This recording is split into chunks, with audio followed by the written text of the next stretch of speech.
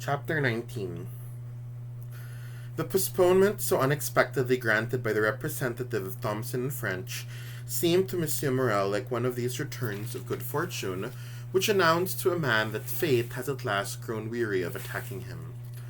The only way in which Monsieur Morel could explain the conduct of Thomson and French to himself was on the supposition that they had adopted this line of reasoning. It is better to uphold a man who owes us nearly 300,000 francs and receive the money 3 months late, rather than to hasten his bankruptcy and recover only 6 or 8% of our debt. Unfortunately, however, Morel's other creditors did not follow this reasoning. Some of them, in fact, reached the opposite conclusion. Their bills were therefore presented for payment with scrupulous punctuality. It was only thanks to the postponement which the Englishman had granted him that Morel was able to pay them. Nothing more had been seen of the representative of Thomson and French. He had disappeared 1 or 2 days after his visit to Morel. As for the crew of the Pharaon, they had apparently all found a place on some other ship, for they had also disappeared. Monsieur Morel spent more than 2 months in unsuccessful efforts to renew his credit. On the 20th of August, it was learned that he had taken a seat in a coach leaving Marseille. This immediately gave rise to the supposition that his declaration of bankruptcy had been set for the end of the month, and that he had left in advance in order not to be present on that painful occasion. But when the 31st of August arrived, Coquelas paid every bill presented to him. This came as a great surprise to those who had been predicting Morel's ruin, but with the tenacity peculiar to prophets of disaster, they merely postponed the expected bankruptcy to the end of September. Monsieur Morel returned to Marseille on the 1st of September. His family had been waiting for him with great anxiety, for his trip to Paris was his last chance of salvation. He had thought of Danglars, who was now a millionaire, and who still owed him a debt of gratitude, for it was due to Morel's recommendation that he had obtained a position with a Spanish banker, in whose service he had begun to amass his immense fortune. Danglars had unlimited credit and could therefore save Morel without taking a single frame from his pocket. All he had to do was to guarantee a loan, and Morel was saved. Morel had been thinking of him for a long time, but there are certain instinctive repugnances which are beyond one's control, and Morel had put off approaching him as late as possible. And he was right, for he returned to Marseille overcome by the humiliation of a refusal. So, Monsieur Morel, he finally had to ask Danglars for help, and he was kind of hopeful that Danglars would help him, because it was because of Monsieur Morel that Danglars is now very, very rich, and yet Danglars refused to help Monsieur Morel,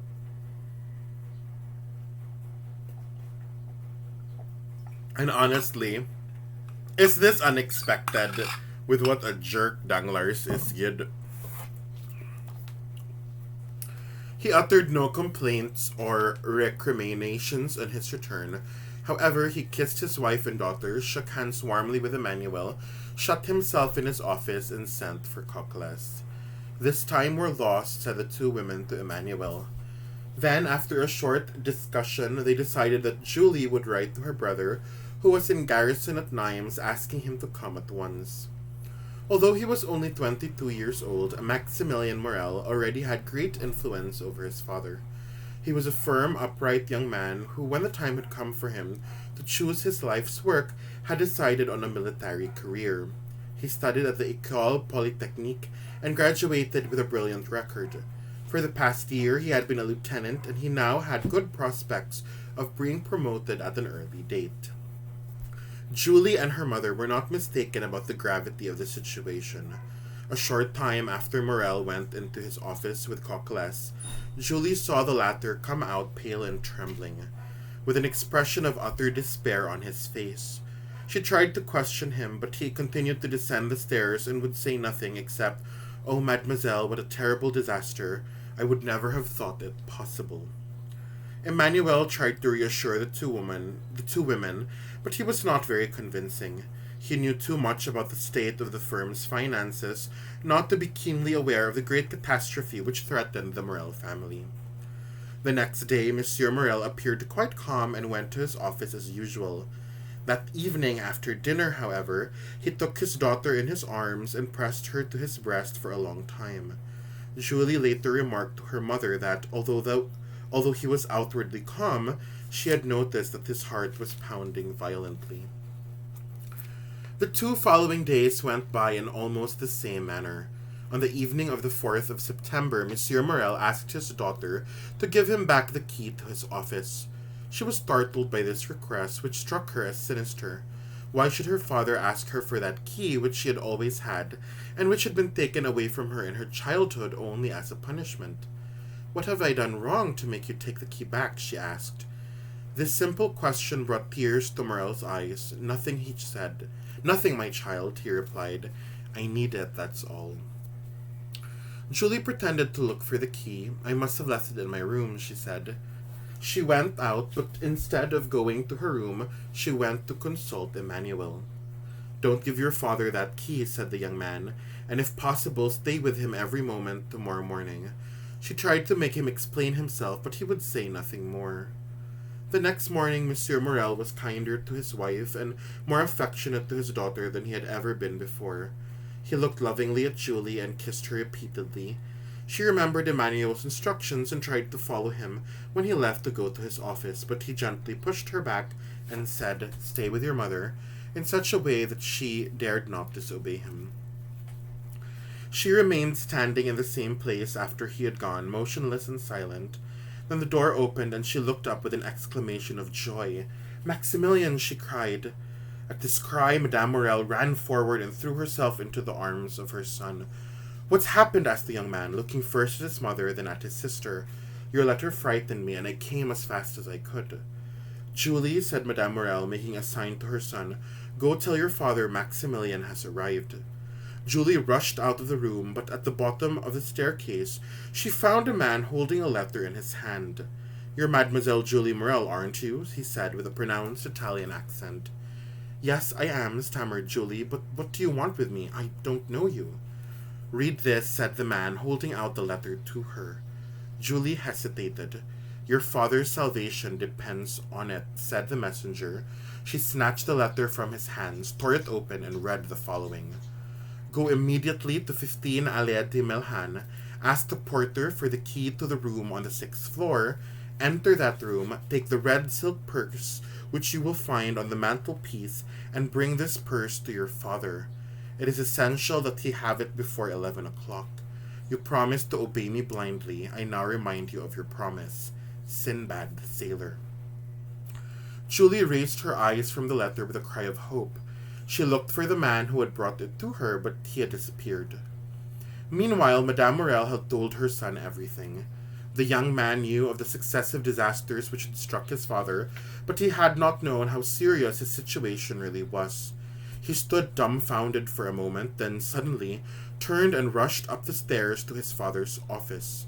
As he stood knocking vainly on the door, he saw his father coming from his bedroom, pressing to his side an object which he was trying to conceal beneath his coat. He cried out in surprise when he saw Maximilian, for he had not known of the arrival. Maximilian ran down the stairs and threw his arms around his father's neck, but then he stepped back abruptly and turned as pale as death. "Father," he said, "why are you carrying a pair of pistols under your coat?" "Maximilian," replied Morel, looking steadfastly at his son, "you're a man now and a man of honor. Come with me, I'll tell you about it."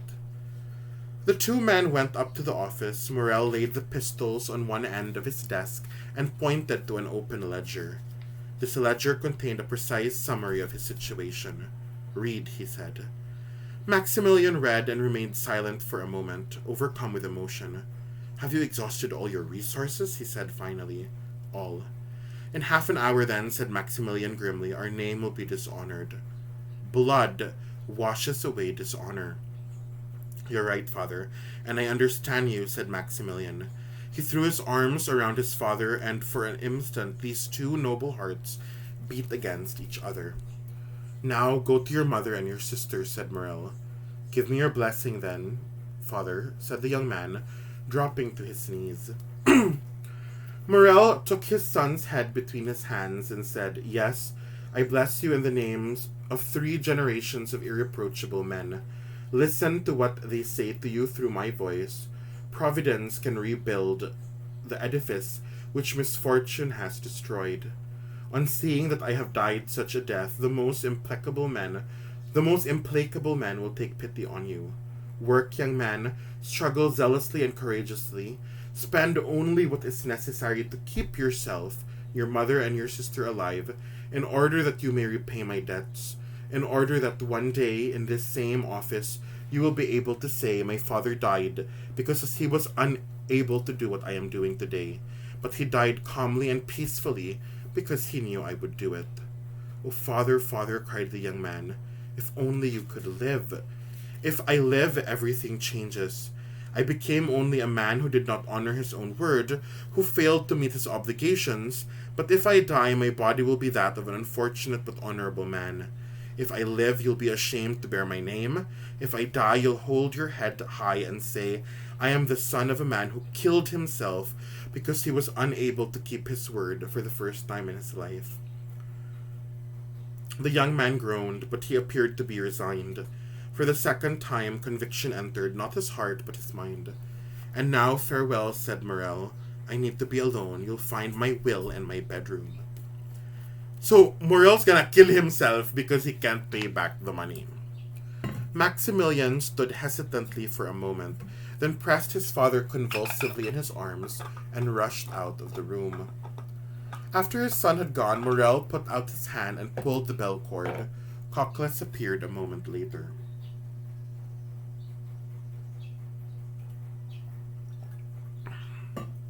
My dear Cockless, said Morel, in a tone which would be impossible to describe, stay in the antechamber. When the representative of Thomson and French arrives, announce him to me. Cockless did not answer. He nodded, withdrew to the antechamber, sat down, and waited. Morel sank back into his chair and looked at the clock. He had only 7 more minutes. His pistols were loaded. He picked up one of them, murmuring his daughter's name, then he put it down again, took his pen, and wrote a few words of farewell to his daughter. He looked up at the clock again when he had finished. He now counted not by minutes, but by seconds. He picked up the pistol with his eyes fixed on the hands of the clock. He started at the noise he made when he cocked the weapon. Just then he heard the door of his office open. He did not turn around, but he heard Cockless announce, the representative of the firm of Thomson and French. Morel moved the pistol towards his mouth. Suddenly he heard a cry. It was his daughter's voice. He turned around and saw her. The pistol dropped from his hand. Father, father, she cried, out of breath and wild with joy. Saved, you're saved. She held up a red silk purse. Look, look, she said. Morel took the purse, troubled by a vague feeling that he had seen it before. In one compartment of the purse was the bill for 287,500 francs. It was marked paid. In the other compartment was a diamond the size of a walnut, with these words written on a small piece of parchment, Julie's dowry. So Julie, the daughter of Monsieur Morel, got a letter from Sinbad the Sailor, okay, which is clearly a made-up name, no? It's clearly a disguised name, telling her to go to a random place and get like a red purse, and in that purse was the bill that Morel's Monsieur Morel's debt was fully paid. Okay, and it also came with a giant diamond for Julie's dowry. Morel took the purse, troubled by a vague feeling that... we read that already. Morel passed his hand over his forehead. He even thought he must be dreaming. Just then, the clock struck 11. Tell me, my child, said Morel, where did you get this purse? In a house in the Allée des Maine, but it doesn't belong to you. Julie showed him the letter she had received that same morning. Monsieur Morel, cried a voice from the staircase. Then Emmanuel came in, his face beaming with joy and excitement. The Pharaon, he cried, the Pharaon! What about the Pharaon? Are you mad, Emmanuel? You know she sank. The Pharaon, she's come into port. Morel's strength failed him and he fell back into his chair. His mind was completely unavailable to assimilate the series of unbelievable, unheard of, fabulous events. Maximilian rushed into the room. Father, he cried, why did you tell me the Pharaon was lost? She's coming into port now. My friend, said Morel, If this is true, we must believe in a miracle. Let's go down to the port, and God have mercy on us if the news is false. They found Madame Morel waiting on the stairs. The poor woman had not dared come up to the office. A large crowd of people had gathered at the port. They all made way for Morel, and every voice called out, "The Pharaon! The Pharaon!" And true enough, opposite the Tower of St. John was a ship with the words, "Pharaon, Morel and Son, Marseille," painted on her stern in white letters. She was an exact duplicate of the other Pharaon and was laden, like the other one, with a cargo of cochineal and indigo. As she prepared to drop anchor, Captain Gonard stood on deck, shouting orders, and Penelon waved to Monsieur Morel. As Morel and his son embraced each other amid the cheers of the entire crowd, a man whose face was covered by a black beard stood watching the scene hidden behind a sentry box. "Be happy, noble heart," he murmured. "God bless you for all you have done and all you will do." Okay, so Morel's debt is paid. Julie has a huge diamond so she can get married. And an exact duplicate of the ship that sank, the Pharaon, the same ship Edmond Dantes was supposed to be captain over, it arrives and it unsunk itself. It's an exact copy of the ship that sank. No, it comes in and someone's watching and said, like, "Monsieur Morel, this is for all of the good that you have done." With a smile of satisfaction and happiness on his face, he left his hiding place, walked unnoticed to the water's edge, and called out, "Jacopo, Jacopo." A boat came alongside, received him, and took him out to a beautiful rigged yacht. He leaped on board with the agility of a sailor. From there he took one last look at Monsieur Morel, who, weeping with joy, was shaking hands with everyone around him and looking vaguely for his unknown benefactor, for whom he seemed to be searching in the sky. "And now," said the man on the yacht, "farewell to kindness, humanity, and gratitude. Farewell to all sentiments that gladden the heart. I have substituted myself for Providence in rewarding the good. May the God of vengeance now yield me his place to punish the wicked." With these words, he made a signal, and the yacht put out to sea. Okay, so I love Dantes, because clearly the one who's doing this is Dantes. No, Dantes is the one who made sure Morel was taken care of, especially because of how kind Monsieur Morel was to him and to his father particularly, no? But what's so cool about this is that Dantes, he wants revenge, he wants revenge for everyone who did him harm. However, he prioritized kindness first. Now, I'm not saying vengeance is right, but at least Dantes good. He said, "Good, I will take care of those who were kind to me before I punish those who did evil to me." So Dantes, no, I mean, he has a very dark side, but there's also the gracious and the human side in him. Kaya no nga, he wanted to pay Monsieur Morel back yun for all the good he did as well. Alright, so that was chapter 19. Click on the next video for chapter 20. We made it to chapter 20.